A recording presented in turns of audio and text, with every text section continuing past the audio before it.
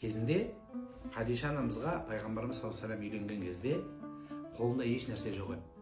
Сол кезде Хадиша анамыз біліп, біраз сыйлықты беріп жібереді. Соны өз атыңнан бер маған деп қайтадан.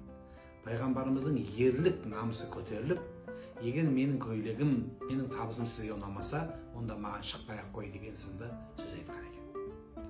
Бірақ кейінірек үйленді.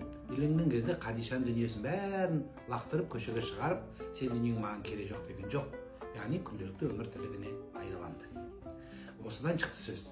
Ардақтылар, егер қарындасым сіздің табысыңыз көп болса, еріңізге беру міндетті емессіз, бірақ бөлісіп отыру, айтып отыру, ақпаратын беріп отыру, тіпті қажет болғанда менің табысым да, менің сұлулығым да, мендегі бар дүниемде, тіпті жоқ нәрсемде, өзіме ең қымбат болған жаным да сіз үшін десеңіз, бұл үлкен бақ дәулетке ие болатындығыңыз.